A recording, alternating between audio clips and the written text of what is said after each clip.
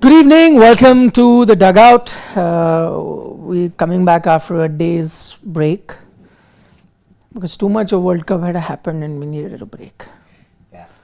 Also, there was a IPL schedule that was to be announced, and I think you guys are focusing on that. 15 days to go. Yes. 15? Yeah, 28th. It's now the 12th. 5 days. Done. It's only 2 weeks to go. 5 days done since the final. Yeah. 8th it ended. Today is Thursday. 4 days. 4 days. It's been 4 days since the final ended. And you are now gearing up into silly season for the IPL. What more do you want? You would be anticipating it a lot more. You know, I'm more of an Indian cricket fan than an IPL fan. You know Delhi Capitals, take note. You know that. No, I like Delhi Capitals, but the longevity of the tournament is something I don't particularly like. It's a staggered tournament anyways. It will be announced in 2 phases. Yeah. One phase is already done. Yeah. And it's that for the next 2 months. 2 months, 4 days. Yeah. Is RCB playing in Chinnaswamy or not? Yeah. There will be a final inspection that will be done by the government appointed committee on tomorrow, 13th. And then the all clear will be given to the Chinnaswamy to host. So the government will decide whether they. So in Hindi they say, I don't know what the English equivalent of that. 100 चूहे खा के बिल्ली हज को चली, So it is Mountain of a molehill, you can say not that. mountain of the molehill. It's not the same not thing. the same, It's sure. mountain of a molehill is बात का बतंगड़. exactly, Til ka taad banana, yes. exactly. You know it yourself. 100 चूहे खा के बिल्ली हज को चली means you are the one who is responsible for everything, and now you are saying I will tell you who's guilty. So the government, the core reason why that entire thing happened, because they wanted that function to happen, because they wanted their pictures to be taken and everything to, political mileage, to get political mileage out of that. So caused that commotion. Unfortunately, fans died. Many got hurt and injured. Brought a bad name to the city and the stadium and the franchise. And now it's the same government that will now decide whether matches should happen at the Chinnaswamy or not. My God, is there justice in this world or not? Well, There you know, is, justice exists for only one person, but No, he also had to fight for it. yeah. And then he got his justice.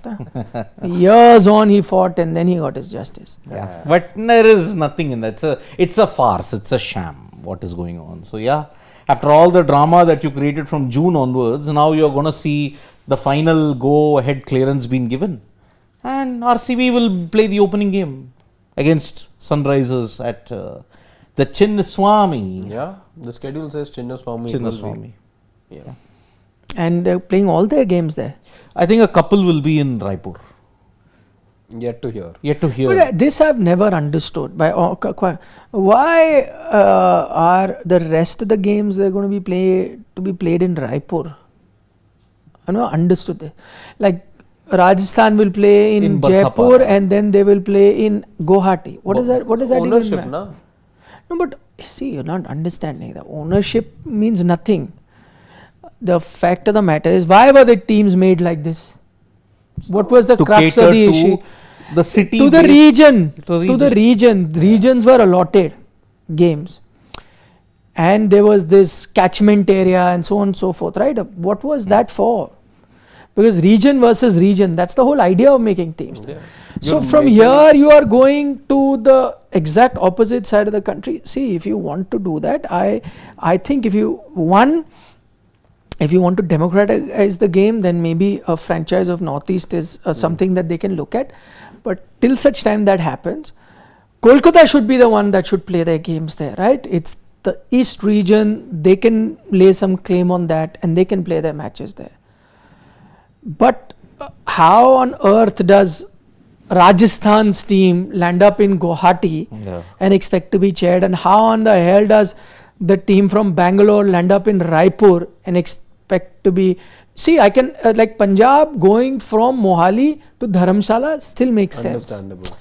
If that's fine, you want to give matches to Dharamshala, I agree that you want to spread the game around. That is the core, and this is how the game should be spread around. But then there should be some logic, na? See, the only logic is commercials. If your commercial partner is from that region, again, let me speak for Delhi. Why do those couple of games happen in Vizag? Yeah. Because the family comes from there, But because the then businesses it can't start from there. Same as the story Then with Rajasthan. then Rajasthan, it's... No, I understand, but then make them personal corporate teams. They are Then they are corporate teams. They are corporate teams only. I am the owner, I'll make them play anything. Then take away the names like Rajasthan Royals Yeah, there's and whatever else. Then you call them whatever you want to name them. They are, see again, corporate structure exists in NBA also, let's say. Right? There are teams which are there, but it will be an Orlando Magic, a Chicago Bulls. New York Knicks. Manchester is owned by the Glazer family, right? But they may be from America. And they're not going to say half the EPL matches will happen here, half we'll make them play They in which. cannot do that. That's what. There's a reason. This is There is a where- reason. this There is is a where- reason why they can't. Because at the end of the day, owners may come and go. That team belongs to Manchester. Yeah. And I'm saying, okay, forget you can't even move it out of the country, but can you randomly decide now some matches will be played in Liverpool, half because the owner may come from them, half I'll make them play in London. It doesn't work like that. You know, the one franchisee that is responsible for all of this, that shattered the regionalism, it doesn't exist anymore. Deccan Chargers. You know why? Because of the Hyderabad agitation that was going on in the early part of the 2010s. In 2010 and 11, I clearly remember they were playing in 3 home grounds. What were the 3 home grounds? D.Y. Patil, Mumbai, Nagpur, and Cuttack. No, in their case, they could not play in their home ground. It's a reason, no? But if also you cannot play in your home ground, that's what my point is. Let's say Hyderabad, their agitation. You cannot play. Go to Vizag. Vizag, yeah. That's how it should be. And this is where I think IPL needs to step in and say, yes, you guys are private owners. But the brand that is IPL belongs to BCCI. It belongs to the cricket fans of this country. It belongs to India. There has to be some sort of logic and sanity in what is done. Randomly you will pick up. Tomorrow you will, whatever, I am Punjab Kings, but so let's say, hypothetically, RCB gets sold to Pune Walas. They'll take it to Pune or what? But they'll call it Royal Challengers Bangalore. But listen, all matches will be played in Pune. Because we were, can't work like that. I totally agree with you. It's the whole idea of coming in with names which aren't just corporate names per se, or not just franchise names. That so often is the case. It could have been anything else. It just could have been, firefighters or whatever it is. Royal Challengers, that's it. Exactly. I understand that. Royal Challengers. The whole point. No Bengaluru. The whole point of not coming in with generic names and coming in with names that are state specific or region specific is to have some sort of a connect with the people over there, right? Build that confidence, build that faith, build that support system, build that resonance with the locals over there. Only then will the franchise get bigger. That was the whole point. If you're taking the league around like that, then of course somebody sitting in Guwahati cannot be expected to cheer for a team that hails from Rajasthan. It just cannot happen. Okay, so that's why I circle back to Das Capitals. Why did they play in 2015 in Raipur? Because of some tie-up that they had, GMR. Yes. So, Raipur has nothing to do with the Delhi Capitals. Chennai had to play in Pune because of the Kaveri issue that was this. That was Mumbai. I don't know. I think they did play some games away from Mumbai because of the water scarcity issue. But Delhi Capitals were the only side who have done several other issues. For example, playing in Raipur, playing in Vizag, because of the corporate structure that is there. Punjab also. I mean, what forced them to play in 2018 in Indore? I think then again, leagues could be coming together, or franchises could be coming together and saying, listen, 2009-14, you took the league overseas also. I know there were elections. That was because there was a reason. Exactly. But I'm If just there's saying an that the emergency, franchises- tomorrow, but let's say you there could is be an saying then that is plan another accordingly. You're willing to take it to that another I land still- altogether, I- or rather that- have the tournament here or different Yes, centers. but I understand the emergency or the need. Government was not giving permission. I understand there's a compulsion. No, I'm not getting into those. If tomorrow, if there is a government ban on Chinnaswamy and you cannot have any games and you have to move out, I understand that. Yeah.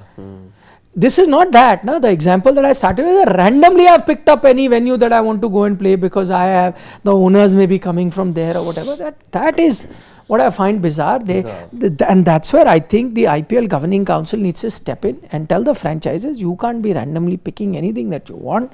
You have to go through it. There has to be a logic to it. You are a franchise of Rajasthan. You want to spread the game? Sure. You want to play within your catchment area? Play there. In fact, if a franchise from there moves to Raipur, I understand. That's one area which is untouched by the IPL in terms of having a team, and you want to go, you go there. Rajasthan plays half their matches there, or Indore. They go and play certain matches closer. I would have said Gujarat, but they already have a team there, right? So do that. Similarly, if the Punjab team wants to have a few matches in Dharamshala, I understand that. Right, or from there, if they want to move to another stadium, in Haryana, wherever, I understand that. This is just random. Rajasthan there. Oh, what is there? But clearly, the fact that franchises Punjab, are doing this for years now, this team there, I mean, that just doesn't add up. saying that the fact that franchises have been doing this for years now, clearly there's been a loophole, right? And there's no law, there is no sub-law. No, they must have asked the BCCI. It's not that they got. I'm saying the there is nothing BCCI in is the happy rule book. allowing them. There aren't any sub-clauses over there that prevent franchises from taking the matches somewhere else. As long as they can foot the expenses, as long as they can be good hosts worthy of playing in the IPL, and they're meeting whatever standards that the IPL GC has set, then I think they're fine with it. No, that I know there is no rule, but my point is exactly Wish that. there was a rule. Yeah, there has to be some logic. You need to come out with something. What is Obviously, your there is catchment no area? That is the one thing. For Mumbai, it will be Pune. It will be all the other places there. Nagpur, wherever. Nagpur. Vidarbha is such a big cricketing center. You can go anywhere. Anyway, that aside, the schedule, half the schedule has been announced. You can check that out. There are a bit of clouds of uncertainty hovering around the IPL because of the war in West Asia. Yeah, just corrected. In West Asia. The other day I was writing something and then voicing that script, the one that we did for TV yesterday. I was very mindful. Yes. No Middle East. Yeah, West Asia. So because of that war, there could be travel issues for players to come or not.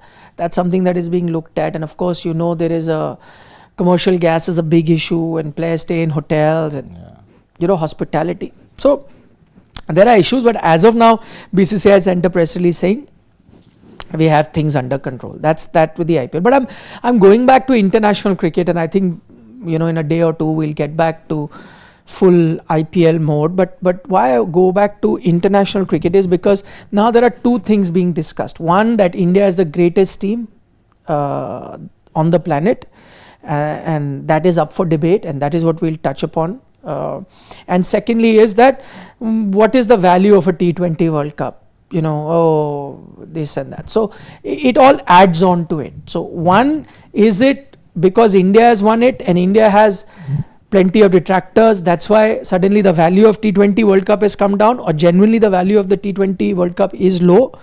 And secondly, are India really the best team in the world? And I'm not comparing generations, but I'm talking of the current time. I'm not saying comparing it to Australia's or West Indies of the past, but right now, at the moment, are they the best team? I'll start with the value proposition of the T20 World Cup.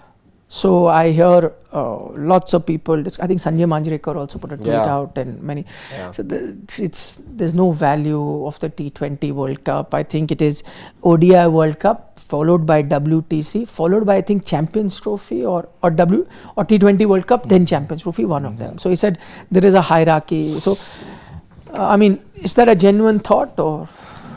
See, for me, the value of a T20 World Cup still remains very diluted. I'll tell you why. Every 2 years, there is an ICC event. Every two. When it comes to the T20 World Cup, there was this period from 16 to 21 where you didn't have it. I think why they didn't make it in 18, I don't understand. I think it would have had a perfect thing. They wanted a 4-year thing, but then COVID struck, and then after that 1 year, it was pushed further. Now they want to make up for the lost time, and they said, okay, we'll host it every 2 years. But that 2-year period is the thing which dilutes this entire essence of a T20 World Cup. I am holding the trophy now for just 1.5 years in a sense, 1.5 to 2 years. Am I really a world champion in that sense? You want a legacy for 1-2 years at this point. Like, see, this is the same issue that plagues chess. Yeah. I'm only a world champion until the next cycle, 2-year cycle that is there. Second year I'm gone. My name might be erased. So that is the thing. I don't leave behind a legacy. There is no value. But in the T20 World Cup case, this 2-year period is the one that dilutes it. And that's why I say there should only be, my hierarchy would be WTC, ODI World Cup, T20 World Cup. I'm not including the Champions Trophy because it is foolish to have 2 ICC events for one format. I don't get it, honestly. So that is my hierarchy at this point. And I think Sanjay Manjrekar raises a very valid comment. The value is not there because it's only for 2 years. Every 2 years there is a T20 World Cup. In fact, I'll say that it's not even 2 years. Look how long. Year and a half. Year and a half it was. Now, if every year and a half teams are going to get the chance of winning the title or defending their title, right? 1.5 years is what, that's the kind of time that you spend. Okay, I'm going to I'm going to start preparing. 1.5 is like a short-term project. Yeah. 4 years is a proper long-term project which needs planning, execution. I'm not trying to deride the fact that you don't require planning and execution for the T20 World Cup, but the duration is so short and opportunities are so many more. Then by the time you reach a quadrennial tournament like the ODI World Cup, you would have played 2 T20 World Cups. How is it that the value proposition of the two things can be the same, or the T20 World Cup be greater than the ODI World Cup? And by the same logic, for me, the WTC, which you held at number 1, Siddharth, I'm not going to hold it at number 1 either. For me, by the same logic, the value proposition of the ODI World Cup remains number 1, because the word democratic was used. I think the way that the ODI World Cup is played, I think that is far more democratic than the way that the WTC is played. The cycle is that there are question marks over 2-match series, 3-match series, 5-match series. There is a South Africa that makes it to the final having played a bulk of their test series in 2-match formats, and in that percentages work in such a way that even if a series is drawn, you're fine with that, or it gives you a better chance, as you saw in the case of the India-South Africa series that happened as well. 2-match series, and you knew India's chances are either getting completely washed away, or South Africa then get to gain much more because it's only a 2-match series, and India cannot be making a comeback. So many things get altered in the process.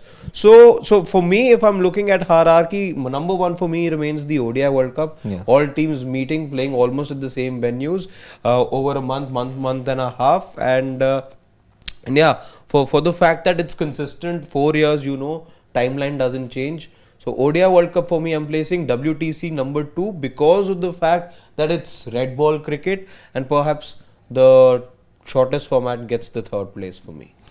I firstly want to know that, and I get the feeling that if India had not won these 2 back-to-back T20 World Cups, would this talk even be there? Yeah. I don't think this has anything to do with India's I success.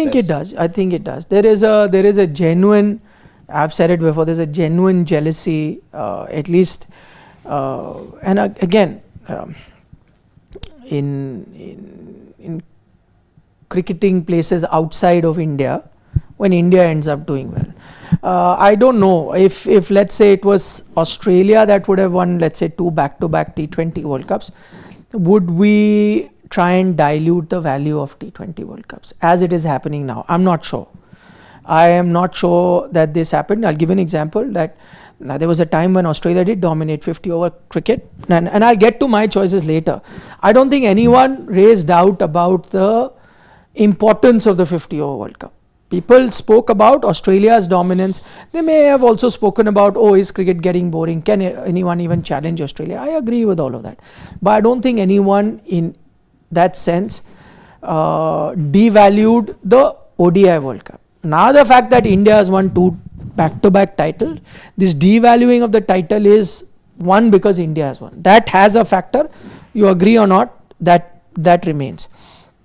To the point of, I agree on that front. I'm not even once arguing that ODI cricket or ODI World Cup is not more important than T20 World Cup. Sure it is. To me, actually, that remains the World Cup. T20 World Cup should not ideally be called T20 World Cup. I'm not saying it now that India has won it.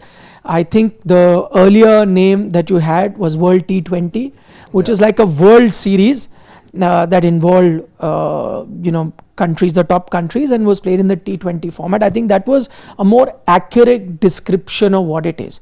I think World Cup is a name that should only be kept for an event that happens once in every 4 years, and then should be only one World Cup. Yeah. World Test Championship, I like that. They don't call it a World Cup. There's a Test Championship that they have. Champions Trophy is a Champions Trophy. It has a completely different identity. It's a multi-nation tournament which is played and one team wins. And so that, I think T20 also should be done like that. That name World Cup should be taken away. But I maintain it's the fact that India has won. That's why there has been a bit of an attack on the thing, because India has won. No, but then people are mistaken in that case. There may be that chatter, and I know what you're referring to, but I think people are being grossly mistaken over here. Absolutely. I mean, see, this comes from the fact that the British and several sections of the Australian media are just not happy with the way how India are performing. Look at it. I think, no, I'll tell you why they're mistaken and why I say that is, I don't think they are upset with the way or the fact that India has won 2 back-to-back titles. That is not where the jealousy comes from. I think the jealousy comes from the fact that India at an administrative level is able to pull or is pulling much more than some other nation should have been pulling. I think that is where the problem is arising. The fact that, why I say administratively, because of the way hybrid models, etc., India have been able to turn their way. The whole Pakistan-Bangladesh situation, again, the results happened the way India would have liked. Also the fact that when you were playing the 2024 World Cup, teams were not happy with the fact that India knew where their matches would be. The semi-final, India knew they'd be playing in Guyana. You knew Dubai, India will be playing all their matches. Right now as well, things were pretty much set where India are playing, etc., etc. The fact is, these things are happening on the periphery, and administratively, logistically, India are not the team that are troubled. I think this is what is causing them more problem than India's performances on the field. So if I was to believe with what you're saying, then the same voices should be voicing concern now that India have had to travel the most now. Yeah. Has anyone said disadvantage to India? No. I don't think so. Nobody said it in 2023 either. 24. 23. Not 23, 24. Because 23 also you travelled a lot. Yes, but 24 team. Also, the T20 World Cup that India won, they travelled the most. Yeah. A lot of countries were just based out of the Caribbean. India had to travel everywhere and play. So my point is, if I was to believe in what you're saying, that India is getting a advantage administratively as well, well then those voices should come out and say when India had disadvantages, in a disadvantageous position. They've not come out and said. Nobody then says, like before in India-Pakistan match, I didn't hear it. Those voices say pretty tough for India. They've just arrived 2 days before the game. They get only 1 day of practice and then have to go with the Pakistan. I would have appreciated the same voices coming and saying that. Just in general in their preview, when you look at 2 sides and you look at strengths and weaknesses, I would have liked those voices that now find all problems in India to have said it in that I think it's very unfair that India, whatever. Nobody is saying that. So that is why I'm saying there is a bias. While I agree that a lot of that jealousy also comes from the money that India has, it also comes with the fact that India is controlling the governance and administration of the sport. It comes from that. I agree that there is a reason for that to happen. But I will also tell you that even before all this hybrid and all these things were happening. I was there in the 2024 World Cup as well. Somehow I realized any team that is against India, everyone else wants them to win. Yes. South Africa, everyone wanted. Outside of India, outside of India, whether you're from Pakistan, Australia, New Zealand, would wanted South Africa to win that. Okay. Is this also not because, see, if I'm applying the same logic to other sports, you don't want, I'm not saying all fights are David versus Goliath, but speaking just strictly about cricket, in every competition, whichever, especially over the last 2 decades, whichever competition you are heading into, India are always, and we talk about it, right? Top 3 teams, India are always favorites. I think that feeling could also be because you don't want the stronger team to always win, and no, I think absolutely that's why incorrect. you want a South Africa to be winning. India were the underdog in 1983. Yeah. Don't think. Just you're talking about underdog. People prefer. No, don't think Australia, England, South Africa, though South Africa wasn't part of, were keen that India wins or that they were supporting India. I'm saying that you're saying underdogs, no? Yeah. To your point, India has been a superpower now, no? They were underdogs for the longest time. Don't think they were very keen. England had no skin in the game, India playing West Indies in the final of the 83 World Cup. So by your logic, everyone should be backing because West Indies had won the earlier 2 World Cups. Backing India. But India had different battles at that time. No, India, for everything you can't be fine. There has to be one. I'm not shifting the goalpost. I think that was, again, that India had its own problems, and there was an idea. What has India's problem got to do with that? I am saying if you are English, you're Australian, I'm not talking about India. Yeah, the colonial powers at that time looked at India very differently. So then that's what my point is. That is so the that main when point. they're underdog are looked at differently. Now you're superpower, you're looked at differently. So that's a clear bias. That's what my point is. Aussies, no matter what you will be looked at differently. So that's why I'm saying that no matter what the situation is, I don't think tomorrow, I don't think it'll happen, but 50 years time, you never know the cycle of the world where it goes. India is the underdog. I don't think suddenly there will be a newfound love for India to do it. And I don't England think so. If you're underdogs also. Yeah. Australia and England are unable to digest India's rise and assertion. As an economic power, as a power on the field also, they are not able to digest that anymore. That is why they will go around this particular thing that, okay, I read somewhere from one of the British publications that, the T20 World Cup has got no legitimacy anymore. One of the guys was very critical about India winning. Several sections even here in India were critical of India winning. The way how they have managed to win. Because of the antics that they're doing off the field as well. But now India is wanting to be brash, assertive, and also they are dominating not just on the field but also off the field when it comes to the finance part. This is the thing. 80s, 90s, Australia and England were like saying, okay, we used to do that. And we viewed everybody else as insects. How come this insect has become the elephant that is trampling over the rest? This is something that's like a shock for them. It's a shock for their thinking, it's a shock for their system. Which is why it's good you're rubbing the British and the Australian media and the people to their noses to the ground. But this is here to stay. But also remember, when you lose, the brickbats will be 10x times more vitriolic. More than the brickbats, I think there is a genuine joy and happiness when India doesn't do well. Anyway, we're going to touch the topic at hand, and which is, are India the best team on the planet? And I think before we answer that question, I think we need to establish that when you say the best team on the planet, it needs to look at all formats equally. You can claim that India has the best T20 team on the planet because they won 2 back-to-back T20 World Cups. Not only that, their overall success rate in the last couple of years, almost 85% in T20 cricket, which is absolutely phenomenal. So I think there is no debate whether India is the best T20 team in the world.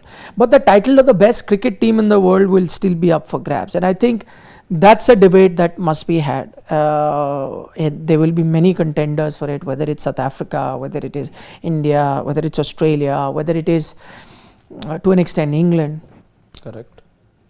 So that is the answer that I'm looking for. But it's a very difficult exercise to do, if you ask me, just breaking this down as to who that best team is, because again you have different winners for every format at the moment. But you'll have to look at the formats, no? So there is India, of course, T20 champions. There is Australia who are ODI champions, and then there is South Africa who are Test champions at the moment.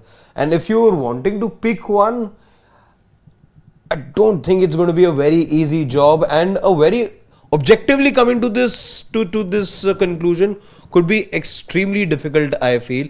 But the way we can look at this is, again, as we do for batters, as we talk about that, hands down Virat Kohli may not be the best test player, but if you're looking at somebody all formats in that generation, Virat Kohli head and shoulders above. There, you can answer that question. So in a way, the attempt can be made. Yes. The attempt can be made. So we always ask tough questions. We always ask tough questions. No, if it's an easy question, if I was to ask you who's the best T20 team in the world, it doesn't need three of us to tell you what it is. No? Yeah.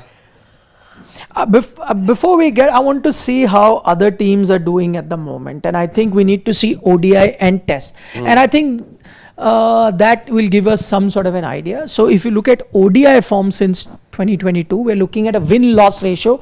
No point just looking at win percentage alone, and especially in Test cricket, because you may have won very little, but if you've drawn a lot of games and lost less, it helps. So win-loss ratio is very important. Yep. So in that sense, in ODI, India still topped the chart at 2.4. 2.4 is the win-loss ratio for India in ODI since January 1, 2022. These are the stats that are taken from Jan 1, 2022.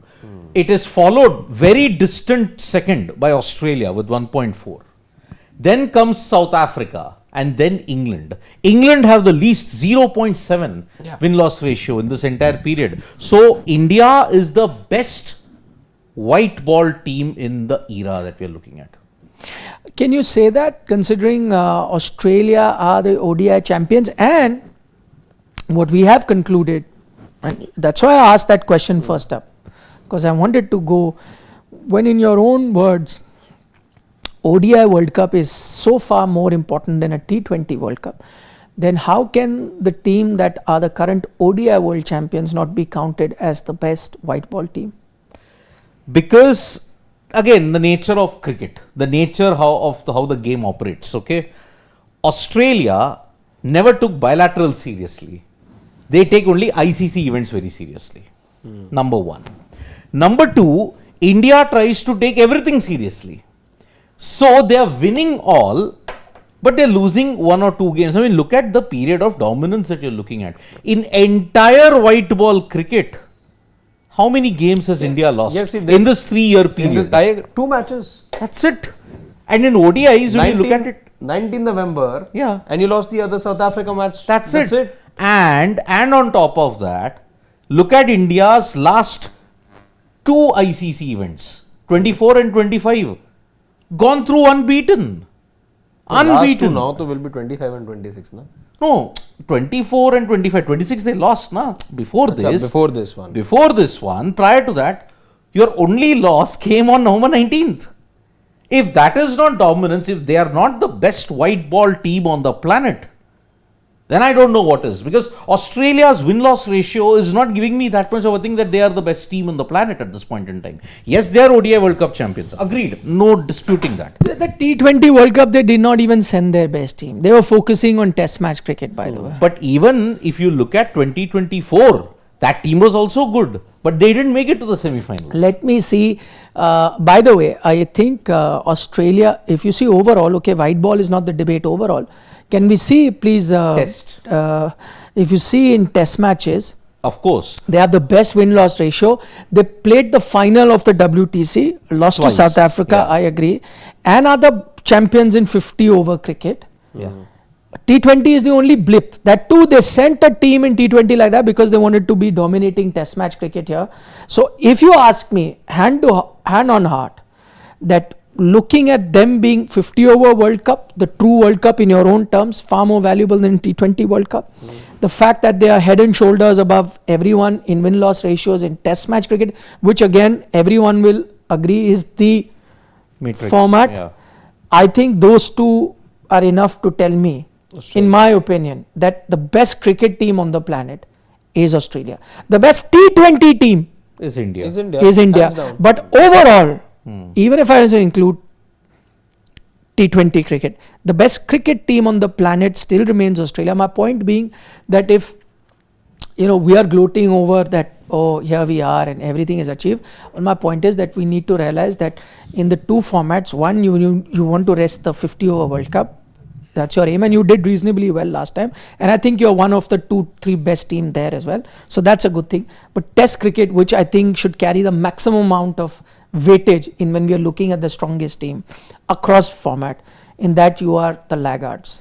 You mean, see. And that takes you far behind Australia when I look at the overall picture. Overall picture. See, if they've got, let's look at let's revisit the gaps here. Australia 3 times better off than India when it comes to it. 3 times. That's a massive. That's chalk and cheese. Yep. These are we're talking about teams that aren't in the same league when it comes to Test cricket. ODI cricket, can we just go back? ODI cricket, the gap isn't that big. Australia, India. Yeah. It isn't. It is substantial. I am not trying to play down the fact. I'm not trying to play down the fact that that the difference isn't there. Yes, India, the better team. That difference is there, and it's substantial enough. However, when you look at the overall picture, I tend to agree with what Nikhil just said at the moment. That it is on an overall scheme of things. I'll have to agree with him. Australia do still look like the team you want to beat. Also, as I said, Siddharth, let's not forget that when you're looking at the overall picture, then you need to be taking a look at the title count as well.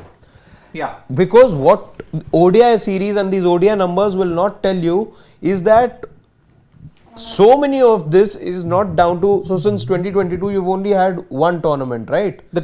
See, I'll tell you the list of ICC events since 22, okay? You've got 2022 T20 World Cup, that's one. ODI World Cup, T20 World Cup, Champions Trophy, T20 World Cup, okay? 5 tournaments in this entire 5-year period, okay?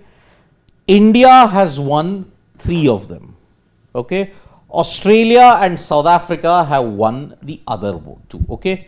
The WTC of 23, the WTC of 25, okay? But again, the nature of the beast, the nature of the sport is such. We all now just dissed South Africa for what? They got to the WTC final by playing 2-2 test series, right? That's the flaw of the WTC. Look at Australia. They played more tests than South Africa. But then in the final, they lost at Lords. Okay? So let's look at it again. 22, we are 22, 23, 24, 25, 26. 5 years. 5 years, T20 World Cup, 3 times. CT, 1 time. ODI World Cup, 1 time. 2 WTCs, 7. Yeah. Out of that, India has won 3. And England has won 1. Australia has won 2. South Africa has won 1. That is the differentiation. Yeah.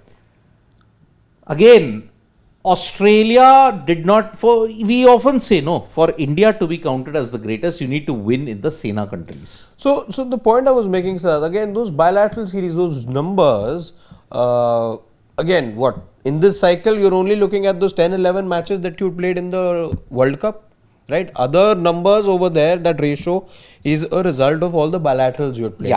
Yeah. Australia did not have a good run into the final. We remember, that's to say that the bilateral form was nothing to go by. They lost 3-2 to South Africa, they lost 2-1 to India, and they lost the first 2 games. Exactly. But what happened eventually? They won the ICC World and that's what matters. So for me as well, when you're looking at all of these numbers, yes, they're very, they make for a very impressive reading. All of that is fine. But to me, that doesn't make India the best outfit out there. T20 cricket we're keeping separate, as we've already established. But overall, because you've become, because you're playing catch up in Test cricket and ODIs, since you didn't land that title, I think I'm going to hold that against the team. That's not trying to take away the credit of winning the Champions Trophy without dropping a single game. Also having a very good 2023 campaign. But I'm sorry to say, titles matter a lot when you're talking about team sport, and yeah, there is no other way to look past the fact that you don't have those titles right now. That doesn't make you the team that you would want to be. at this point. T20 cricket right up top. I mean, see, that is the problem. We are not. See, I said we are the greatest white ball team at this point in time. I agree. I had said it then. We are definitely not the greatest test team. No way. We are miles behind. We only got a win-loss ratio of 1.1. That is our own fault. Because we don't know what are our true conditions, and that's why you have lost 3-0 and 2-0 at home. Yeah. So by no stretch of the imagination, you are one of the greatest test teams. But then in an era of dominance, I mean, look at it. When were the eras of dominance calculated? Okay, let's look at the West Indies, 70s, 80s. Yeah. Only 2 formats. Yeah. They dominated both. Yes. Look Won at both the World Australia. Cups. Yeah. Until their era of dominance, only 2 formats. Yes. This is the only era where you have to judge it across 3 formats. Okay. Yeah. There is no team on the current planet that has exhibited dominance across all 3 formats. Okay. Australia, where that one team remarkably, remember 21, they won the ODI T20 World Cup. 22 they lost it, but then 23 they won the WTC and the ODI World Cup. Okay. But then leading up to it, the numbers, that's why we have to look at these numbers with a pinch of salt. Why? Even Australia 2021 T20 World Cup, what happened? They lost 8 out of 10. But they lost only 1 in the T20 World Cup, and they won that title. Yeah. Leading up to this, they lost 5 out of the 8 games leading into the ODI World Cup. Before WTC, they had lost the BGT in India. Yeah. What do you do then? Which is why, okay, when you look at overall dominance, we sometimes make that mistake that how many ICC events you have won. If I want to include both ICC and bilaterals, Yeah. that must be the true metric of the But domination, the right? thing with bilaterals is, I think, Siddharth, bilaterals can no longer be looked at the way that they were looked at in the early 2000s. Look at all these bilaterals, by the way. We know somebody like a Jasprit Bumrah only plays ICC competition to ICC competition, that particular format. How are we looking at bilaterals the same way? And we can't be. Because earlier you would have the best 11 truly play every bilateral series. In ODI test, I'm talking about the pre-T20 era. At the moment, all these numbers then hide the fact that there was a Jasprit Bumrah playing a certain bilateral, there was Jasprit Bumrah who was not playing a certain series at that time. Test cricket, we know, depending on his availability, he will play. And you cannot have a scenario where Jasprit Bumrah will give you all 5 matches or all 3 matches. He'll give you 2 out of 3. You're very lucky if he gives you 3 out of 3.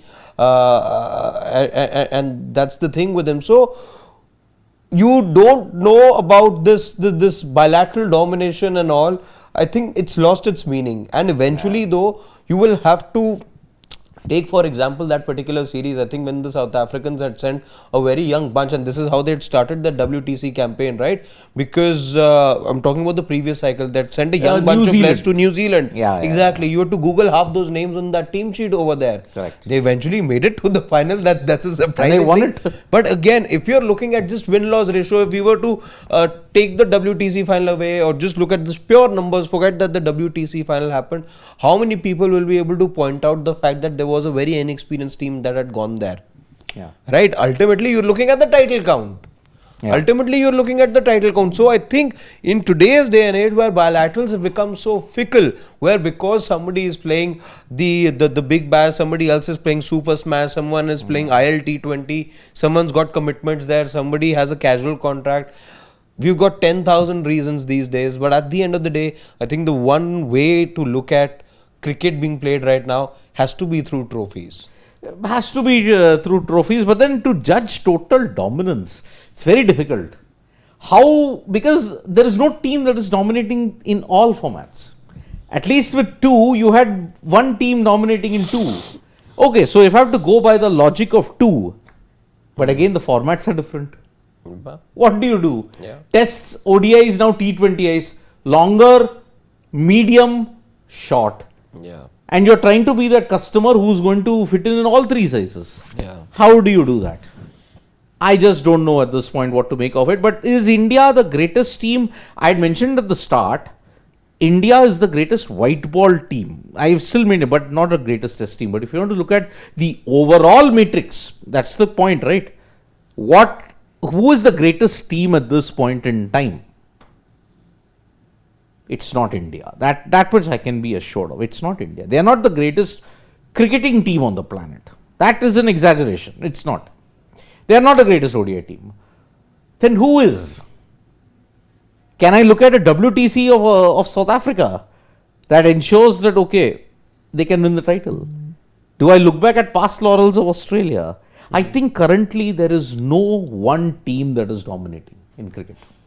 Because there are gaps with Australia, if you see. Traditionally, and even right now, we've seen Australia not dominate the T20I format. Let's be honest about it. Of course. The year that they went on to win the title as well, it was a freak year. If it wasn't for Wade, you weren't winning. It was an outlier. Total Exactly. outlier, You weren't expecting the unthinkable to have. It looked unthinkable at that point.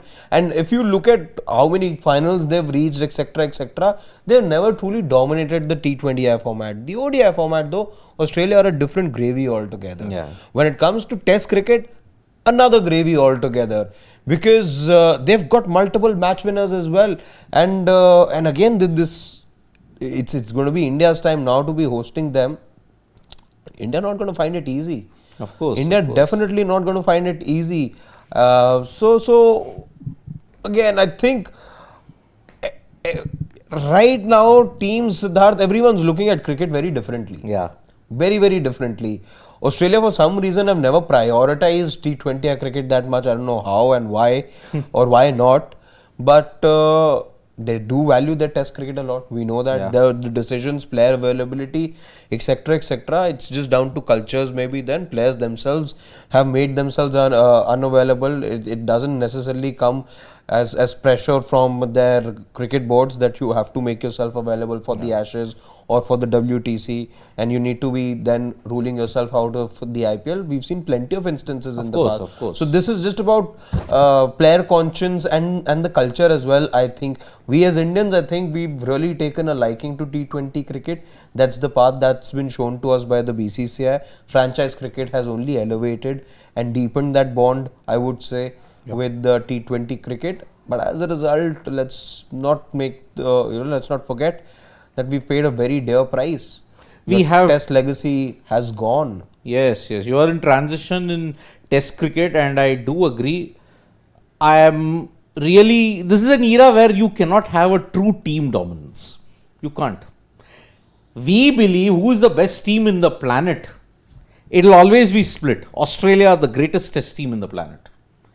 India are the best white ball team, but even there also it will be a 50-50 thing, because we haven't won the ODI World Cup. Simple. 2023, we did not win the ODI World Cup, and that is a big stain on our legacy. Yeah.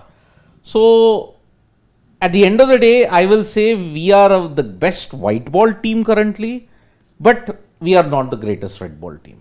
It's Australia.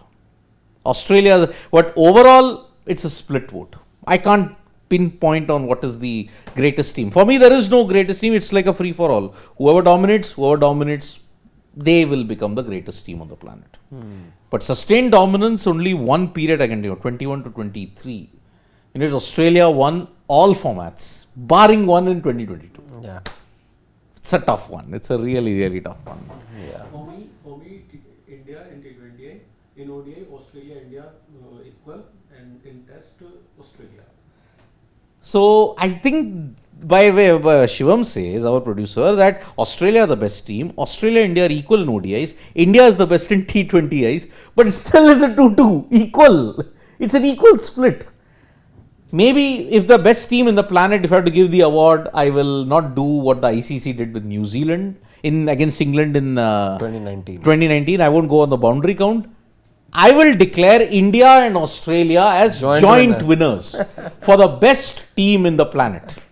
I think that is the best thing. I was about to say, since we're having this conversation, how about we take this to the ICC? Tell them that maybe, because we're having a tough time deciding who the best team is, why don't you please hold a match? Hold the kind of series that you had India women's team take part against Australia, multi-format series. No, I mean, have this. And let's find out the winner. In boxing, there would be this one, Rumble in the Jungle, Thunder in Manila, So, somewhat in that sense, two of the greatest teams, one off shootout. But then it'll have to be across formats, like a triathlon of sorts. Okay, so do this. 3 days. Or wait, 8 days. Okay, multi-format what you're saying. Yeah. Have them play a test match. Multi-format. Have them play a test match at a neutral do place. one thing. All neutral, okay?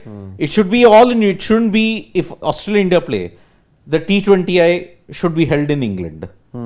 ODI can be held in South Africa. And test match can be held in the UAE. Test match in the UAE. Yeah. No. Then okay, I don't then like the if it location. advantages India, then okay, a T20I in New Zealand, short boundaries, okay? ODI in England, test match in South Africa. Test in South Africa, I'm good with. Yeah. Yeah, that way, okay. 4 points for T20I win, 6 points for a ODI win, 8 points for a test match win. And if it's a draw, you split. So 2 points, I think you can still make it out. And keep all 3 trophies over there. Yes, yes. And whoever wins in the final points count gets all the 3 trophies. Undisputed best team on the planet. We can take that to the ICC. Yeah, we can do that. Yeah.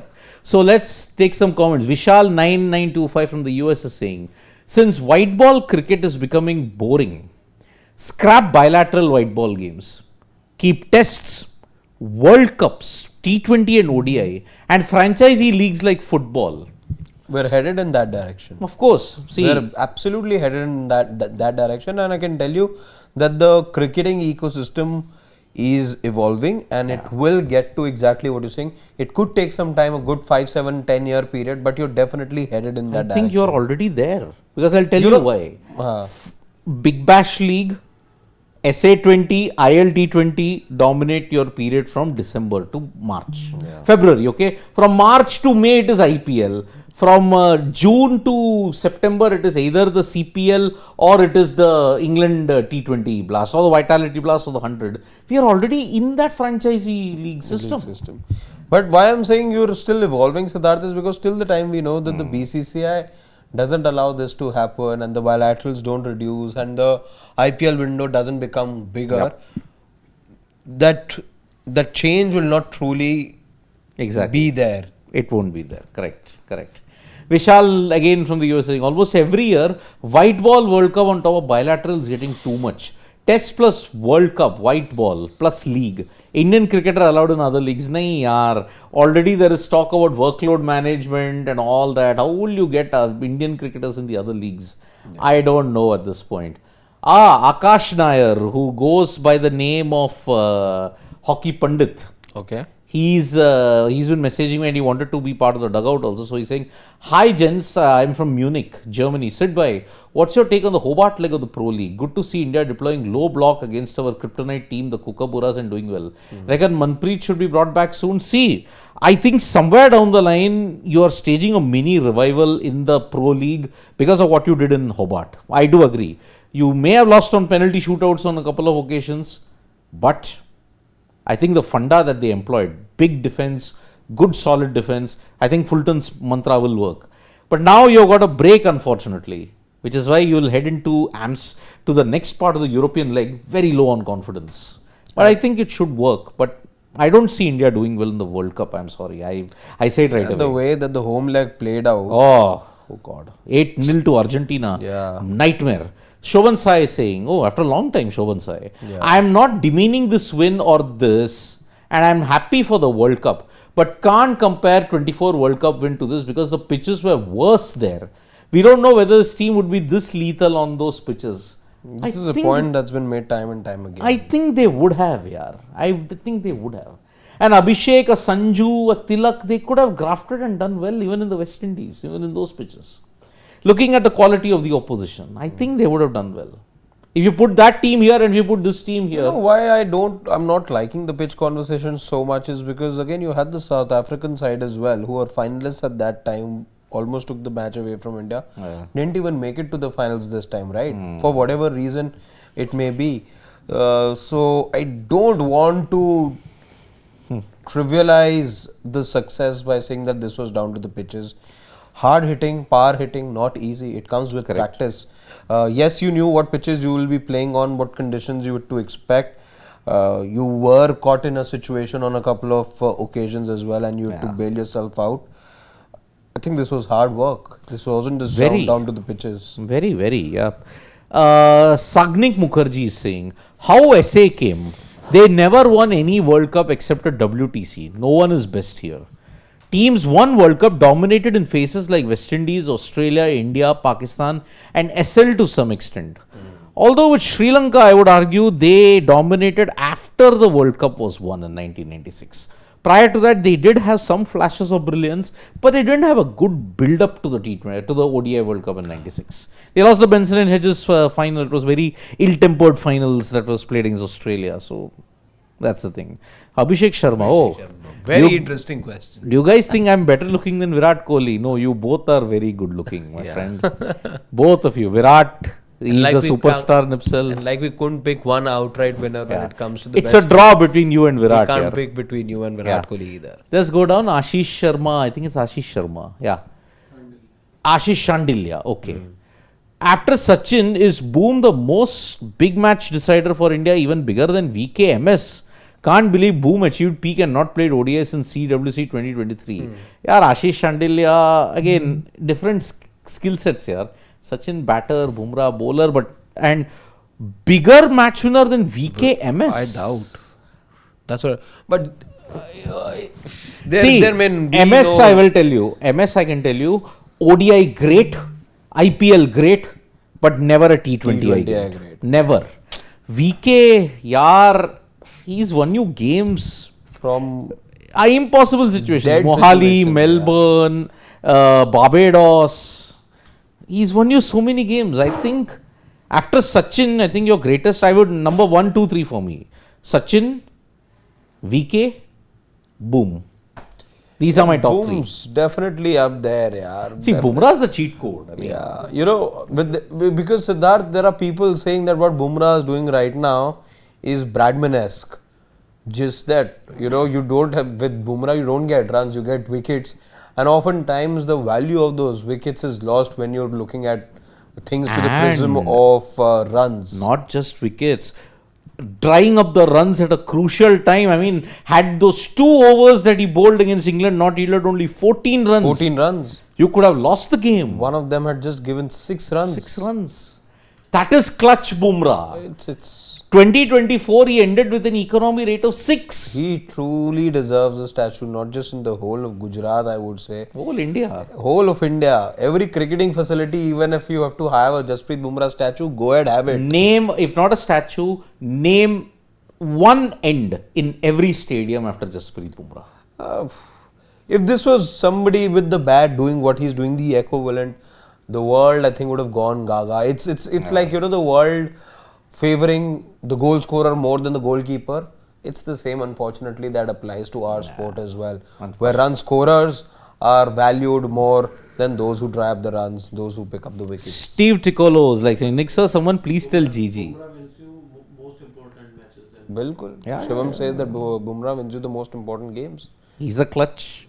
He's a cheat code in the clutch. runs for you in 2024. Yeah. That 18th over that he bowled. Correct. Right? Then Harshdeep again, 19th. that Pakistan match as well, you were losing. Both in 2024 and the year before that against Pakistan as well. That cross-patted shot from Rizwan that he induced. Again, you got to induce these shots. At times, you know, the ball may feel innocuous, but then it is the ability of the bowler to draw that error, to get in that unforced error from the batter as well. And Jasprit Bumrah does that ever so well. Everyone knew that Bumrah's got a very mean slower one. It's you know it's coming. Oof. You know it is coming. He doesn't have a leg cutter. He has an off cutter. Everyone knows that. Roston Chase wasn't able to get that. Yeah. There was Zandner who wasn't able to get that. There was Rachin Ravindra who wasn't able to get that. So you know his tricks, but even then you cannot score runs against Jasprit. That's his next level, yeah. Steve Ticolo, Nick sir, someone please tell Gigi, public knows we won under Gigi, why needs to repeat it daily by giving interview? Let player be star, not back end. But then Steve Ticolo, There are millions in this country who are discouraging and saying that, oh, Gambhir had no role to play. And let me be one thing clear here. Gambhir has mentioned that he is not the guy who's led them to it, it's the players. So if he repeats it again and again, what's the big harm? I don't get it. Ajib Agarkar is saying, according to experts, 2-3 months ago, ODI format is boring and archaic. Now India has won T20, ODI World Cup is the most important. The only thing growing the game is the T20 format, period. That is true, which is why I am not a big fan of the Champions Trophy. I am really not a big fan of the Champions Trophy because one format, two ICC events, doesn't cut mustard to me. And Ashish Dhar is saying, including all world titles since 1975 World Cup, T20 World Cup, 50 over, CT, WTC, Australia has won 10 titles. India 7.5, one shared with SL. WI 5, England, Pakistan 3, 2.5, SA 2. I know. I think basically saying Australia right Are the greatest, of course. See, and also you're forgetting one important matrix even here. Women's cricket. Australia are dominant even in that. You know, when you were mentioning about how if there was no 22 for Australia and then there was this time when they had this domination, I was just about to say they may be missing out on that one trophy, but their women's team at that time had all. They had all. And imagine Australia won every year. 21 the men's team on the T20 World Cup, 22 the women's team on the ODI World Cup, 23 the men's team on the ODI World Cup, 23 WTC, 24 also the women's team. No, 24 the women's team didn't win. That's the thing. Steve Ticolo, Nick sir, pretty nice t-shirt. Don't know about best team, but Rhino is the most magnificent beast in the world. Underrated, can take down lion, tiger on own. Okay. Ashish Dhar, New Zealand has won 2 titles. Yeah, they have. Ashish Shandilya, if only one scenario is to be taken, CWC 23 or T20 24, 26 and CT 25, what would you choose? And if Australia again wins CWC 27, will they be the most dominant team? Yes, they will be. They will be. But I think, see, one scenario is to be taken. CWC 23, 24, 26 and CT 25. No team wins 3 out of the 4, yaar. Australia also won only 3 out of the 4. Basically, you look at the fact that India won 24, 25, 26 and 26. Yeah. So that just tells you the answer, I think. Yeah. Is what I think, see, if one scenario, or I would say CWC 23. I would say that is it. I love mutton biryani. Next sir, IPL won't listen. They'll allot matches on connections. Also, next cycle, 2 more teams. One from the northeast and another from MP, Kerala, Haryana. I don't think you're increasing the number of teams next year. I think it's done. Yeah, for now it's done. Yep. Next couple of years also you're not looking at an increase of teams. Machli ki aankh. Comments on UCL, Nick, Mohit. Also, let's laugh at Shane. What happened? Chelsea lost? Yeah, Chelsea lost. To whom? Chelsea lost. Chelsea were playing, they lost. I know Liverpool lost to Galatasaray. 5-2, I think. 5-2? Oh, think damn. they Shane lost will not 5-2. be a happy chappy when he comes. Let me just Yeah. cross check. Yeah. Daniel Real Lewis. Madrid, by the way, runaway winners yesterday. Ooh. Runaway winners. Madrid. As usual. Daniel M from Australia saying, T20 World Cup became like the World Baseball Series. Yeah, 5-2 PSG. Yeah, momentarily. Paris Saint-Germain. Okay. Yeah. A whole lot of players and teams here are Americans. Like most of the minnow team members are Indians. Yeah, it's like a baseball series when you look at it. It's America the dominant, the rest are all minnows. Ashish Dhar again, Pak team, Saif telling Naqvi, John, like in race 2 after penalty imposition. Magnetic तो आप हैं जो पैसे हमें दिए थे वापस अपनी ओर खींच लिए. Oh, I think it is on that hockey team. That's what Mohsin Naqvi is doing at this stage. Danush is saying, ODI World Cup is a real World Cup. T20 World Cup, WTC and Champions were below them. Australia have 6 ODI World Cups, India just 2 titled with WI. Australia are the best team. No, I mean, I'm not disputing that at all. He's not wrong. And Rafael Gautam is saying, for me, Australia is still the boss of world cricket. Could be. Faraz is saying, given how relations with Bangladesh has normalized after elections, we are sending diesel in crisis.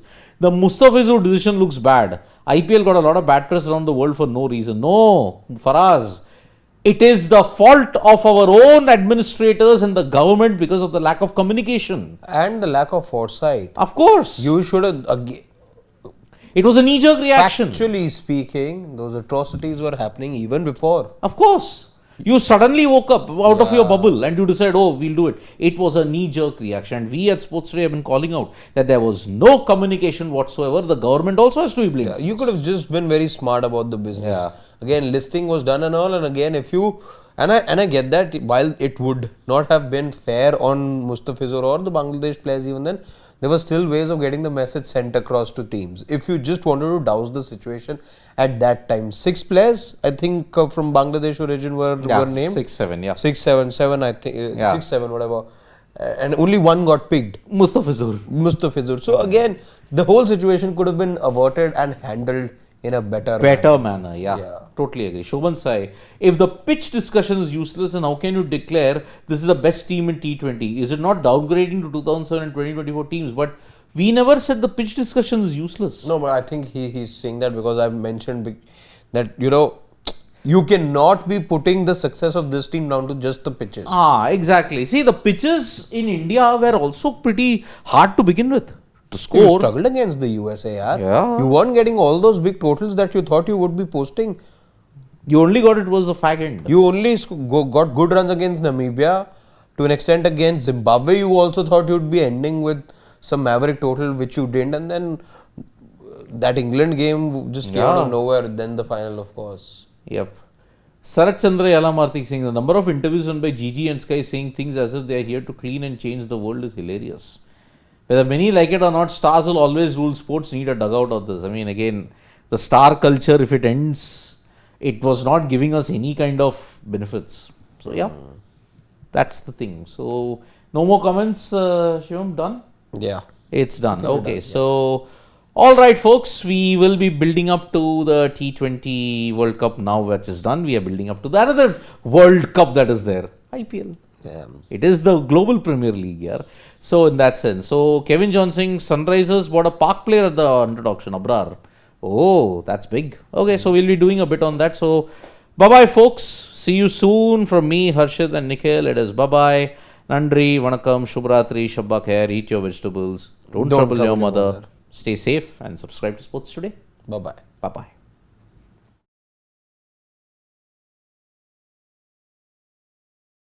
Subscribe to Sports Today. Bye-bye. Bye-bye.